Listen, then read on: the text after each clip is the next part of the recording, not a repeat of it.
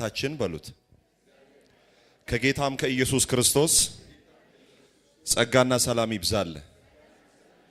በየትኛውም የጳውሎስ መልእክት ውስጥ በአዲስ ኪዳን የእግዚአብሔር ሐዋርያ የሆነው ጳውሎስ የጸጋውን ወንጌል ለአሕዛብ እንዲሰብክ የተጠራው ጳውሎስ የየትኛው መልእክቶቼ አለ በእጆቼ ለጻፍኩት ማረጋገጫው ሰላምታዬ ነው ይላል። ሰላምታው ደግሞ ምንድነው ሲባል ከእግዚአብሔር ከአባታችን ከጌታም ከኢየሱስ ክርስቶስ ጸጋና ሰላም ይብዛላችሁ የሚል ነው። ስለዚህ ጸጋ ሰላም ሁሉ ጊዜ የሚበዛና የሚትረፈረፍ ነው ማለት ነው። ጸጋ እንደምታውቁት የእግዚአብሔር አቅም የእግዚአብሔር ቸርነት ደካማ ለሆነው ምንም አቅም ለሌለው ስጋ ለባሽ የሚለቀቅ የእግዚአብሔር አቅም ወይም አቅርቦት ማለት ነው።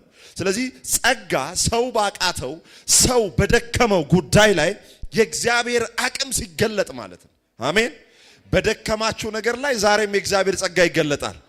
ባስጨነቃችሁ ነገር ላይ ዛሬም የሚበዛ ጸጋ አለ። የትኛውም እንቅልፍ የነሳችሁ ነገር ጠራርጎ የሚወስድ የእግዚአብሔር ጸጋ አለ። ከዛ ምን አለ ደግሞ ሰላም ይበዛላችኋል አለ። ኢየሱስ ጌታ ነው። ግሬስ የሚለው በግሪኩ ካሪስ የሚል ቃል አለው። ካሪስ ማለት የሶስት ነገሮች ውህድ ነው። የሞገስ፣ የምህረት፣ የፍቅር ማለት ነው። ሞገስ ምንድነው ሲባል በእግዚአብሔር ፕሮቶኮል መውጣት መግባት ነው። አሜን። በሰዎች ፕሮቶኮል አንወጣም አንገባም። አሜን። በብልጠታችን አንገባም አንወጣም። አሜን። በእግዚአብሔር ሞገስ እንወጣለን እንገባለን። አሜን። ለሌላው የተዘጋ ለኛ ይከፈታል። ለሌላው እምቢ የተባለ ለኛ እሺ ይባላል። ለምን ሲባል በላያችን ላይ አስገዳጅ የእግዚአብሔር ሞገስ አለ።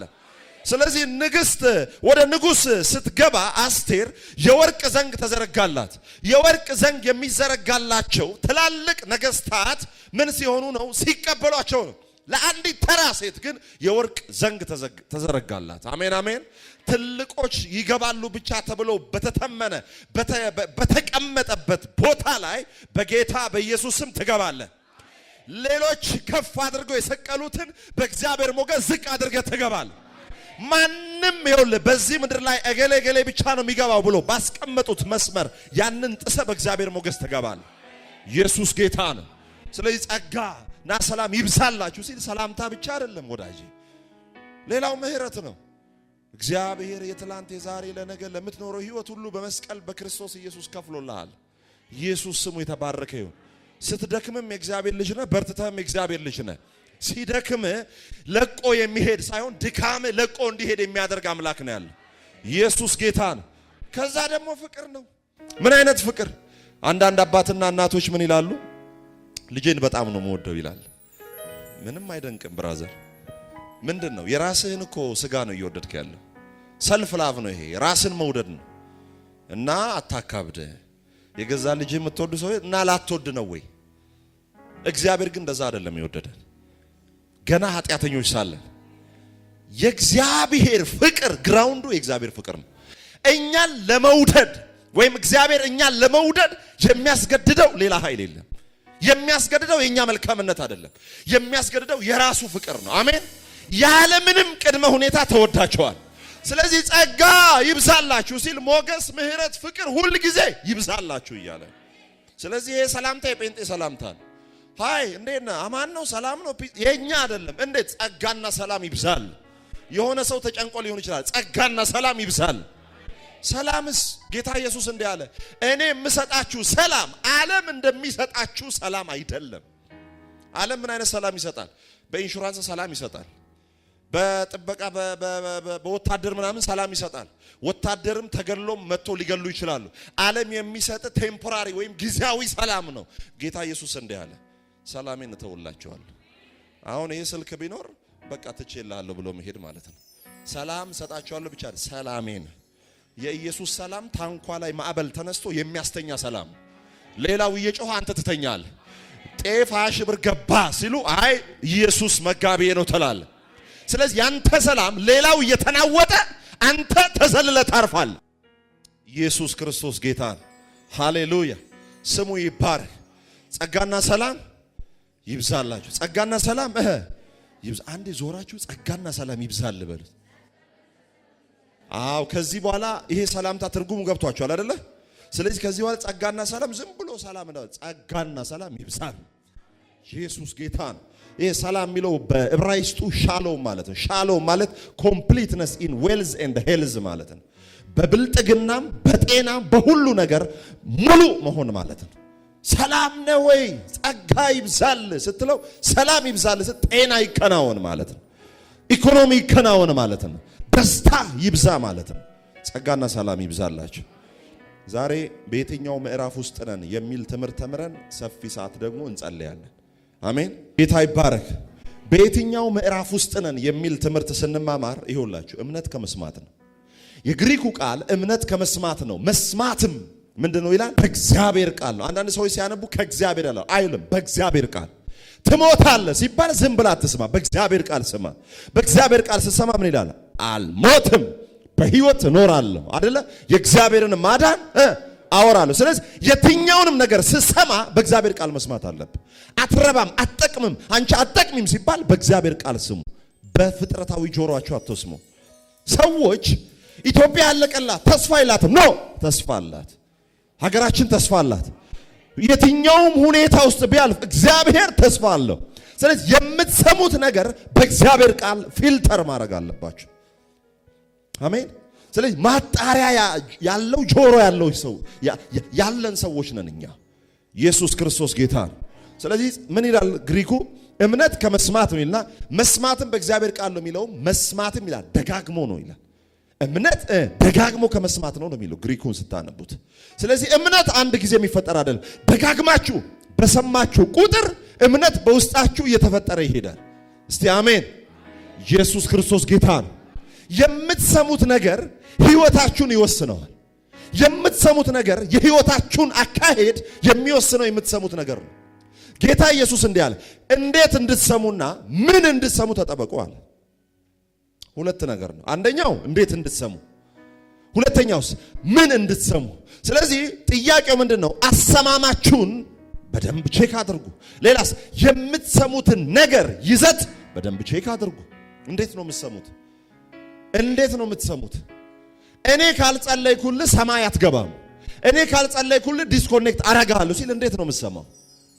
እኔ ኮኔክት ያረኩት በአገልጋዩ ጸሎት ሳይሆን በክርስቶስ ደም ነው። አሰማም ማለት ይሄ ነው። አሜን አሜን። ኢየሱስ ጌታ ነው። ከዛ ምን እንድትሰሙ? ሰውየው ራሱን ነው የሚሰብካችሁ ወይስ ኢየሱስን? ሰውየው በእናንተ ላይ አለቃ የሚሆን ነው ወይስ በእናንተ ላይ ክርስቶስን አለቃ የሚያደርግ ነው? ይኸውላችሁ አሁን አገልጋይ አቤል አለ። አገልጋይ አቤል ሲያገለግላችሁ እናንተ የሱ አይደላችሁ፣ እናንተ የጌታ ናችሁ። አሜን አሜን። አቤት ዛሬ መጽሐፍ ቅዱስ እያደል መንፈሳችን ነው የሚፈነቀለው። 20 ዓመት ተፈርዶበት እንዴት አሜን እንደሚል በጣም ነው የተደነቅነው አይደል ፓስተር? ሰው ታጥሮበት 25 ዓመት ተፈርዶበት 50 ዓመት ተፈርዶበት የጌታንን ቃል እንዴት እንደሚጠሙ የተቃጠለ መጽሐፍ ቅዱስ ያነባል አንዱ፣ ግማሹ ተቃጥሎ የለም። ክርስትናን ምንድነው ኖርማል ያደረገው? እዚህ ቤት ግን የተባረካችሁ ናችሁ። አሜን ሃሌሉያ። ኢየሱስ ክርስቶስ ጌታ ነው። ስለዚህ ምን እንድትሰሙ ተጠበቁ። እንድንሰማ የእግዚአብሔር የልቡ ምት ክርስቶስ ይባላል። እግዚአብሔር በማለዳ በቀትር በማታ እንዲነገርለት የሚፈልገው ክርስቶስ ኢየሱስን ነው። ያልተሰቀለ አይሰበክም፣ ያልታረደ አይዘመርለትም። አሜን አሜን። የተሰቀለው ማን ነው? መጽሐፍ ቅዱስ ምን ይላል? እኛ ግን እስቲ በለዋ በደንብ በጌታ እኛ ግን የተሰቀለውን ክርስቶስን።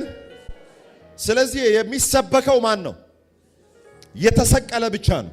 ያልተሰቀለ አይሰበክም። ስለዚህ አሁን በየትኛው ምዕራፍ ውስጥ ናችሁ ብለን ስንማማር መጽሐፍ ቅዱስ ሲደራጅ፣ ይሄ እጃችን ላይ ያለው መጽሐፍ ቅዱስ ሲደራጅ በምዕራፍ በቁጥር ሲደራጅ እያንዳንዱ ምዕራፍ ከሌላኛው ምዕራፍ ጋር በጣም የጠበቀ ግንኙነት ወይም ቁርኝት አለው። ዝም ብሎ አይደለም ምዕራፍ 1፣ ዝም ብሎ አይደለም ምዕራፍ 2። ለምሳሌ ሮሜ ምዕራፍ 7 ላይ ስትሄዱ የሆነ መልእክት በደንብ አድርጎ በሕግ ውስጥ ያለን ሰው ይናገርና ሮሜ ምዕራፍ 8 ቁጥር 1 ላይ ስትመጡ ደግሞ እንግዲህ ይላል። እንግዲህ ካለ ከላይ ከፍ ካለው ሐሳብ ጋር የሚያገናኝ ሐሳብ ነው። ሌላ ቦታም ስትሄዱ ደግሞ ስለዚህ ካለ ላይ ጥላችሁት የመጣችሁት ሐሳብ አለ፣ ከዛ አብሮም ይያያዛል። መጽሐፍ ቅዱስ እያንዳንዱ ኮንጃክሽን እኚህ አድጀክቲቮች፣ ቅጽሎችም፣ አያያዥ ቃላቶችም አንደኛው ሐሳብ ከአንደኛው ሐሳብ ጋር እንዴት እንደሚገናኝ የሚገልጹ ናቸው። ስለዚህ መጽሐፍ ቅዱስ ሲደራጅ ብሉይ ኪዳን ሲባል፣ ሐዲስ ኪዳን ሲባል፣ የነቢያት መጽሐፍ ደግሞም የመዝሙር የጥበብ የተለያዩ መጽሐፍ ወንጌላት የጳውሎስ መልእክት ራእይ የትኛውንም መጽሐፍ ስታነቡ የመጽሐፎቹ አደረጃጀት በጣም አንደኛው ምዕራፍ ከሌላኛው ምዕራፍ ጋር ቁርኝት ያለው በጣም የተገናኘ መልእክት ነው። ሊነግረን ያሰበው የራሱ የሆነ ሐሳብ አለው መጽሐፍ ቅዱስ። አሁን ዮሐንስ 3 እና 4 ነው የምንመለከተው። በየትኛው ምዕራፍ ውስጥ ነህ ስለ ምዕራፍ 3 ውስጥ ነህ ወይስ ምዕራፍ 4 ውስጥ ነህ? በኋላ ራሳችሁ መርጣችሁ ትገባላችሁ። ራስን ማግኘት ከፈለክ የእግዚአብሔር ፍቅር እግዚአብሔር የፍቅር ደብዳቤ ወደ አንተ ልኳል። መጽሐፍ ቅዱስ እግዚአብሔር ለኛ የላከው የፍቅር ደብዳቤ ነው። አሜን። ድሮ እንዴት ነው ገና ሳታገቡ ሳናገባ ሴት ልጅ ደብዳቤ ስትመልስልን እኛ ደብዳቤ ጽፈን ደብዳቤ ስትመልስልን እስክንከፍተው እኮ በጣም ነው መንጓጓ። የሆነ በመርከብ አርገን ምናምን እስክንከፍተው ይድረስ ለምወድ እንደ ልቤ ለምሳሳለ ከዛ መጨረሻ ላይ ያንተው ብሎ ልብ ቅርጽ ከዛ ደም በውስጡ ጦር ምናምን ያንን ለማንበብ ደጋግሜ ያነብ ነበር። ደጋግሜ 10 ጊዜ 20 ጊዜ። ይሄ ለአንተ ከእግዚአብሔር ዘንድ የተጻፈ የፍቅር ደብዳቤ ነው። የሰውን እንደዛ ካነበብክ እግዚአብሔር በክርስቶስ ኢየሱስ የገለጠልህን እውነት እንዴት ነው? እንዴት ነው ማንበብ ላይ በለው አጠገብ ያለው እንዴት ነው መጽሐፍ ቅዱስ ላይ ኢየሱስ ክርስቶስ ጌታ ነው። ስለዚህ ራስህን ማግኘት ትችላለህ። እግዚአብሔር አደግ የሚለው ከሰው ሲሰማ ሳይሆን ከራሱ ሲሰማ። አሜን አሜን። እግዚአብሔር አደጋችሁ የሚለው መቼ ነው? ለምሳሌ በህይወት ውስጥ በተወለደ ማንነት ማደግ ከሌለ ነገሩ ጤናማ አይደለም። እግዚአብሔር አድጎ የጨረሰ ልጅም የለውም የማያድግም ልጅ የለውም። አሜን። አድጎ የጨረሰ ልጅ የለውም። በቃ እኔ እግዚአብሔር ቃል ከዚህ በኋላ አያስፈልገኝም፣ አገልጋይ አያስፈልገኝም፣ ቸርች አያስፈልገኝም ካለ ይህ የእግዚአብሔር ልጅ አይደለም።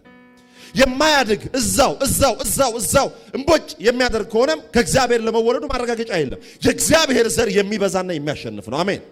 የእግዚአብሔር መንግስት በመዋለድ በመበተንም የሚሰፋ ነው።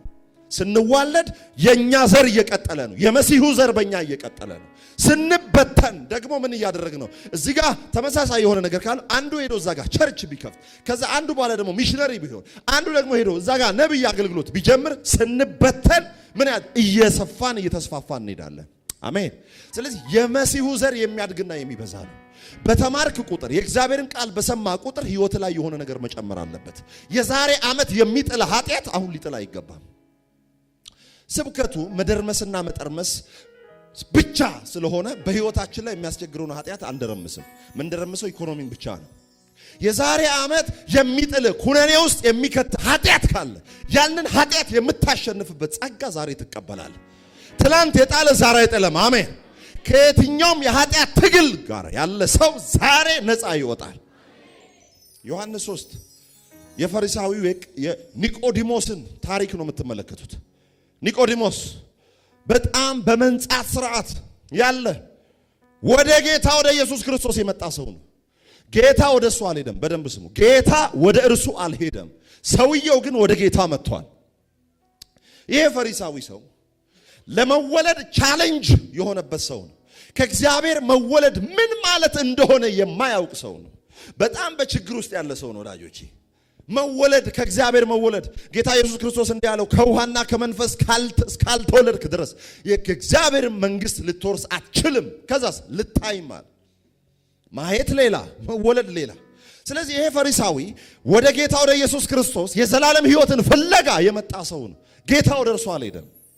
ይሄ ሰው እንደምታውቁት ያለምንም ቅድመ ሁኔታ የራሱን ጽድቅ ተማምኖ የመጣ ሰው ነው። በጣም ያደንቀዋል ጌታ ኢየሱስ ክርስቶስን።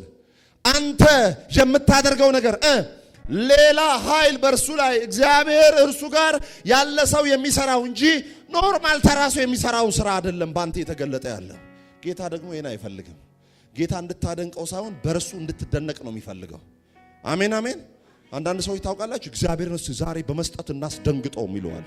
መጀመሪያ በተሰጠ በክርስቶስ ደንግጠ። እሺ ኢየሱስ ጌታ ነው። ያንተ በሰበሰ 5 ብርና 10 ብር እግዚአብሔርን አስደነግጠው። እግዚአብሔር የሰጠ ፍራንካ ሳይሆን ልጁን ነው የሰጠ። አሜን አሜን። ስለዚህ አሁን ይሄ ሰውዬ እግዚአብሔር ክርስቶስን ሊያስደነግጥ የመጣ ሰው ነው። ፈሪሳዊ ነው። አለባበሱ ያስታውቃል። ቀስ ብሎ ነው የሚራመደው። ሃሌሉያ። እኔ ሙሴን ሕግ ጠብቃለሁ በመንጻት ስርዓት ነቢይም ከቱቪም ቶራህን ያንዳንዱን መጽሐፍ ታናክን እነ ታልሙድን እየጠበቅኩ ነው የምኖረው ይላል። መጣ ጌታ ኢየሱስ ክርስቶስ ጋር ከእግዚአብሔር ያልተወለደ ከውሃና መንፈስ ያልተወለደ ምን አለው? ፈጽሞ የእግዚአብሔር መንግስት ሊያይ አይችልም አለ። ይሄ ምዕራፍ 3 ነው። ያ አሁን ይሄ በራሱ ለመጽደቅ እየተውተረተረ እየኳተነ እየደከመ ያለ ሰው ነው ወደ ጌታ የመጣ ነው። ጌታ ወደ እርሱ አልመጣም። እዛው ዮሐንስ 3ን አይታችሁ ወደ ዮሐንስ 4 ሂዱ ውስጥ ዮሐንስ 4 ላይ ማንን ታገኛላችሁ? ሲካር በምትባል ከተማ ይሁዳና እስራኤል ተባብለው ኦኬ 10ና 2ቱ ነገር ሲከፋፈሉ እየተከፋፈሉ እስራኤላውያን የሚንቋቸው በጣም ነው የሚንቋቸው። ጌታ ኢየሱስ ክርስቶስ ለሰው ልብ ለሰው ልጅ የሚራራ በጣም የዋህ ሩሩህ ጌታ ስለሆነ ወደ ሳምራውያን መንደር አትግቡ አላቸው። ከገቡ አጥንታቸው ውስጥ ገብቶ የማይወጣ ስድብ ይሰድቧቸዋል፣ ዲስክሪሚኔት ያደርጓቸዋል። በጣም አውትካስትድ የሆኑ ናቸው፣ በጣም የተገለሉ ናቸው። በእነርሱ ዘንድ ምንም አይነት ሞገስ የሌላቸው ሰዎች ናቸው። ኢየሱስ የልብ ወዳጅ ነው። አሜን በል። የበረሃ ጓደኛ ነው። ሚስጥር ጠባቂ ነው። ገመና ሸፋኝ ነው። ጉድህን ላንተ በጓዳ ነግሮ ስኬትህን በአደባባይ የሚናገር ነው። በአደባባይ አውጥቶ የሚያሰጣ ጌታ አይደለም። ሃሌሉያ።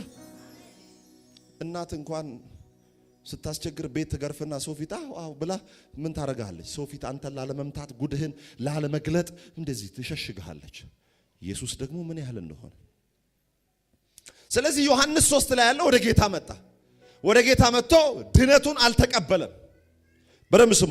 ከእግዚአብሔር መወለድ ችግር ሆኖበታል። ዮሐንስ 4 ላይ ያለችው ሴት ደግሞ ኒቆዲሞስ ወደ ኢየሱስ ነው የመጣው። ዮሐንስ 3 ላይ ዮሐንስ 4 ላይ ሴቷ ወደ ኢየሱስ አልመጣችም። ኢየሱስ ወደ ሴቷ ሄደ። ወደ ሴቷ ኢየሱስ ክርስቶስ ሲሄድ እንደ ኒቆዲሞስ ከውሃና ከመንፈስ ካልተወለድሽ የዘላለም ሕይወት አይኖርሽም ብሎ አልተናገራትም። የሚጠጣ ውሃ ስጪኝ አላት። ያኛው ውሃ ያስፈልግሻል፣ ይሄ ደግሞ ውሃ ፈልጋለሁ። ውሃ ያስፈልግሃል ለመዳን። ከመንፈስና ከውሃ እስካልተወለድክ ድረስ የእግዚአብሔር መንግስት ልታይ አትችልም። የፈለገ ሙሴን ሕግ ብትጠብቅ ጠብር ገፍ ብለህ ብትጠብቅም የእግዚአብሔር መንግስት አትወርስም። እችንስ ሄደና ከውሃና ከመንፈስ ካልተወለድሽ ወደ እግዚአብሔር መንግስት አትገቢም አላላትም። የሚጠጣ ውሃ ስጪኝ ነው ያላት። አሜን። እዚህች ሴት ጋር ስትመጡ ኒቆዲሞስ ዮሐንስ ወንጌል ምዕራፍ 3 ላይ ስትሄዱ ኒቆዲሞስ ራሱ ወደ ኢየሱስ መጣ። ዮሐንስ 4 ላይ ግን ኢየሱስ ራሱ ወደ ኃጢአተኛዋ መጣ። በየትኛው ምዕራፍ ውስጥ ነው ያለው? በራሷ ተስፋ የቆረጠች ደካማ ሴት ናት። የ5 ባል እንዳውም የ6 ባል በነሱ ታሪክ ብዙ ወንዶች ያገባች ከሰዎች ጋር ተቀላቅላ ውሃ መቅዳት የማትችል የተገለለች ዓይንሽን ለአፈር ያሏት ሐክን ትፍ ብለው የተፉባት በጣም የተዋረደች ሰዎች ሊያዩት የማይፈልጉ ወንዶቹ ማታ ማታ ከጭኗ ስር ይገባሉ፣ ቀን ቀን ደግሞ ይንቋታል። በሰው ፊት ብፁዕ ወቅዱስ ሆነው ለመታየት ይሞክራሉ። ማታ ግን ከጭኗ ስር ነው ያሉት። ያገባቻቸው ወንዶች የሚፈልጉትን ነገር ከጨረሱ በኋላ ጥለዋት ሄደው ስለሷ ይናገራሉ። እርሷን ቅስም የሚሰብር ወሬ ያወራሉ። ኢየሱስ ግን የተሰበረው ሊጠግን ይመጣል። የመኖሪያ መንገዶች አዳሽ ነው እግዚአብሔር። ሰባራውን ጠጋኝ ነው ይላል። ሃሌሉያ። በድካማችን የሚራራ ሊቀ ካህን ሁሉ ጊዜ ስለ አንተ ልብ ምቱ አንተ ነህ። መጽሐፍ ቅዱስ እኮ ለዛ ነው መዝሙር 8 ላይ ምንድነው የሚለው? ታስበው ዘንድ የሰው ልጅ ምንድነው? ተጎበኘው ዘንድ። ዕብራይስጡን አንብቡት። ዲፕ የሆነ በጣም ጥልቅ የሆነ ሐሳብ ስለማን? ስላንተ። እግዚአብሔር ስለ ጨረቃ የሚያስብ መስሏል? ግዙፍ ስለተባሉ ከዋክብት የሚያስብ መስሏል? እግዚአብሔር ስላንተ ነው የሚያስበው። እስቲ እኔ በል እስቲ የእግዚአብሔር ሐሳቡ ነኝ የሚያስብልኝ አለ። ለዛ እኮ መጽሐፍ ሲናገር እርሱ ስለናንተ ያስባልን። አይጨነቅም እርሱ።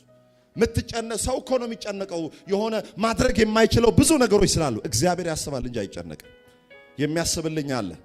ለልጆቼም ያስባል፣ ለትዳርም ያስባል፣ ለህይወት ለሥራም ያስባል። ወላጅ እንደሌላቸው ልጆች አልተዋችሁም ብሎ ቤት ሊሰራልህ ሄዶ አንተንም የራሱ ቤት ያደረገ ጌታ አለ። ምን በወጣ የምትጨነቀው? ምን በወጣ ትጨነቃለህ ወዳጅ? የድሃ አደጎች አባት ነህ የመበለቶችም ዳኛ የታላላቆች ተቆጪ የታናናሾች እረኛ አባት ቢሉ እናት ቢሉ ወንድም ቢሉ እህት ቢሉ ወዳጅ ባልንጀራ ጌታ ሆይ ምን አለ የማትደርሰው ስፍራ የምትሳሳልኝ የምትወደኝ ከማንም ይልቅ የምትቀርበኝ ምትጠብቀኝ ጠዋት ማታ ጠላቴን በስውር የምትመታ ምትበቀልልኝ ደመላሼ ስም ብሩክ ይሁን።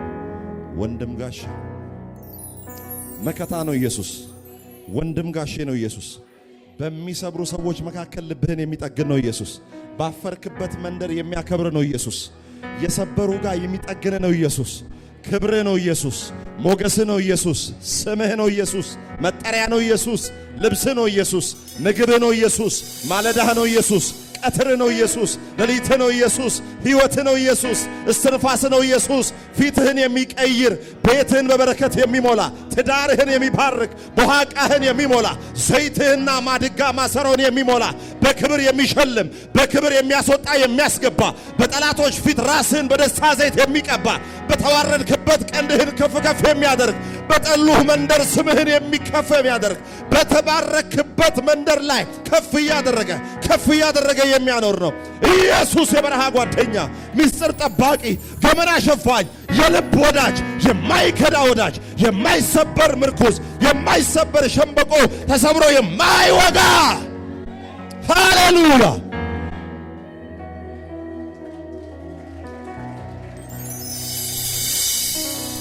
ኢየሱስ አንተነ የነፍሴ ትርጉማ እውነተኛ ወዳጅ የሕይወት ጣዕማ ካላንተ መኖር አይሆንላት መጠጊያ ጎጆ ሌላ የላት ዋላ ወደ ውሃ ምንጭ እንደምትናፍቅ ነፍሴ አንተን አለች። ነፍሴ አንተን ኢየሱስዬ ነፍሴ አንተን አለች። ነፍሴ አንተን አለች።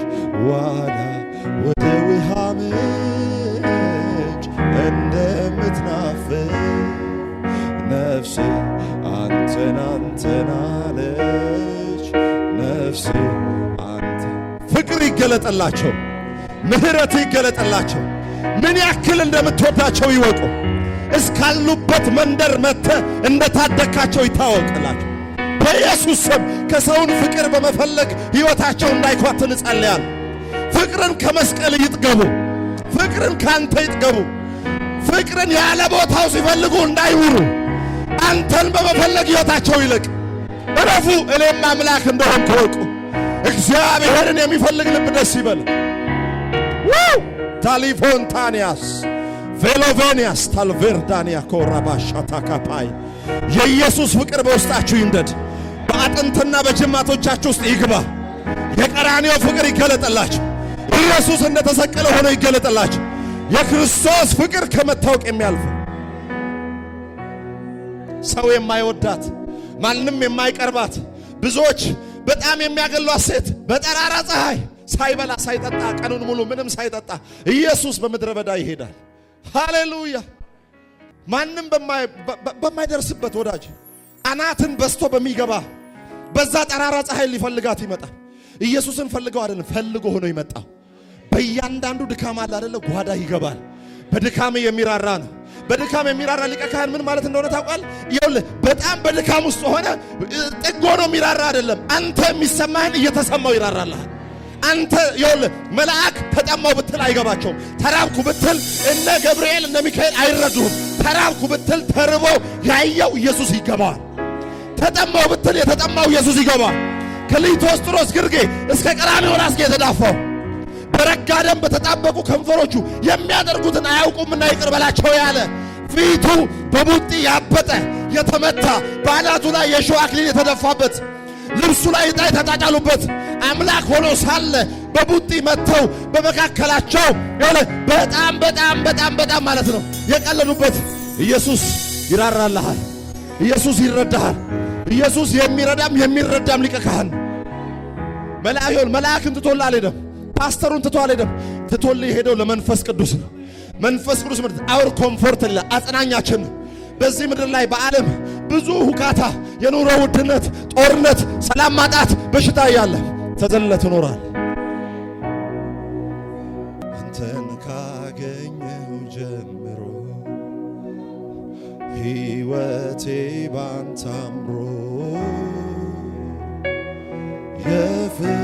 የፍቅርህን ብዛት አልችልም ልገልጽ የምሕረትህን ብዛት አልችልም። ሁሉም ሰው አይኑን ይጨፍንና የመዝሙር ይዘምር። ሰው ያረገኝ ጸጋ ነው ታሪኬ ለውጦ ከሞት አስመልጦ ጌታ ሆይ ተመኞ ጸልየዋል። ማክሰኞ ጸልየዋል ወይ? ሐሙስ አስራት አስገብተዋል ወይ? እንዴት ነው ህይወታቸው? እዚህ ቤት ኃጢአት የለም አይደለም የሚለው ሲመጣ የሚያየው ደሙን ነው። ለዚህ ያለ ደሙን ባየው ጊዜ አልፋለዋል። ዛሬም ሰይጣን መጥቶ የሚያልፍ ስለ ጸለይክ አይደለም፣ ስለ ተጋ አይደለም። ባንተ ላይ የኢየሱስ ደም አለ። አልፎ የሄደው ስለ ተጋ አይደለም፣ ተኝተ የጣለልህ ይበዛል። ሎስ ቴቬኒያስ ሃሌሉያ። በጣም ቀና ብዬ እንድኖር እኔ 60 ቀን 40 ቀን ጾም ጸሎት ዘግቻለሁ የሚል ህይወት አይደለም ያለኝ። ብጾምም ብጸልይም የምመካው በእግዚአብሔር ጸጋ ነው። በማገልገሌ ብዛት አልመካ፣ እግዚአብሔር ጸጋ ያስመካኛል። የገጠር ልጅ ስለሆንኩኝ ገጠር ላንድ ክሩዘር ይገባል። ላንድ ክሩዘር ተራራ እየወጣ ጭቃ ስትራፕ ያደርገዋል፣ ወደ ኋላ ይዘዋል። ከዛ ሹፌሩ ይወርድና ጎማው ላይ ሬዲዮታ ያጠብቃል። ጎማ ላይ የመጨረሻ አማራጭ ማለት ነው። ሬዲዮታውን ሲያጠብቀው ቅድም መውጣት ያቃተውን ዳገት ይወጣል። ጸጋ ማለት እንደዛ ነው። አንተ ያልቻልከው በአንተ አቅም የማይገፋ ጸጋውን ሲለቅልህ ያንን መፋታት ያቃተን ኃጢአት ያፋታል። ማቆም ያቃተን ሱስ ያፋታል። አንተ ብቻ በጸጋው ላይ ተደገፍ። ጳውሎስ እንኳን እንዲህ አለ፣ የእግዚአብሔርን ጸጋ አልጥልም አለ። ስለዚህ ሲመጣ በጉ የሞት መልአክ የሚያየው ደሙን ነው የሚያየው። ለምን? በእግዚአብሔር ፊት የተቆጠረልን የኛ ጸሎት የኛ መልካም ስራ አይደለም። የማን ደም ነው? የኢየሱስ ደም። ሉቃስ 18 ላይ በራሱ ሊጸድቅ የመጣ ሰው ነው። የዘላለም ሕይወትን ወርስ ዘንድ ላድርጋለሁ። ከዛ ጌታ ኢየሱስ ደሙን ቢያፈስ በእኔ ምን ትድናለህ ይለው ነበር። ነገር ግን ከሞቱ በፊት ስለሆነ ምን አለው? የሙሴን ሕግ ፈጽመሃል ወይ አለው። ጌታ ኢየሱስ ሕግን ማንም ሊፈጽም እንደማይችል ያውቃል። ለምን ጠየቀው? ከዛ ምን አለ? ከልጅነቴ ጀምሮ ጠብቄያለሁ። ኦኬ፣ እሷም በጣም እየኮራ ነው። በደንብ በአይሁድ ውስጥ አንድ ባለጠጋ ወይም ሀብታም ሰው ከተመለከታችሁ የአይሁድ ሕዝብ ምን ብሎ ያምናል? ይሄ የሙሴን ሕግ ስለፈጸመ እግዚአብሔር ባርኮት ነው። ለምን? ዘዳግም 28 ላይ በዚህ መጽሐፍ የተጻፈውን ቃል ወይም ሕግ ብትታዘዝ የምድርን በረከት ትበላለህ፣ ካልታዘዝክስ በከተማም ርጉም ነህ፣ በገጠርም ርጉም ነህ ይላል። ስለዚህ ባለጠጋ ሰው ይሄ የሙሴን ሕግ ስለፈጸመ ኃጢአት ስለሌለበት ስለጸደቀ እግዚአብሔር ባርኮት ነው ይላሉ። ከአባታቸው ከአብርሃም የወሰዱት ነው። ዘፍጥረት 13 ላይ አብርሃምን እጅግ በከብት በለጠገ።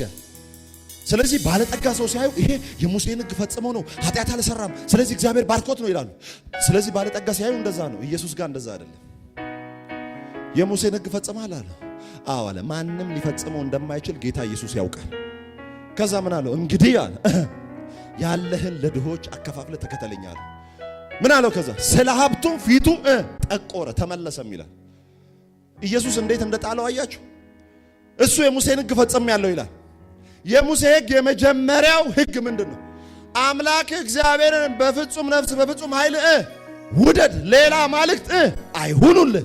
ስለዚህ አሁን የመጀመሪያውን ሕግ ጥሷል። ምን? ገንዘብ አምላክ ሆኖበታል። ሕግን የጠበቀ ይመስለዋል፣ ግንስ ከእግዚአብሔር በላይ ገንዘብን ወዷል። ስለዚህ ጣለው።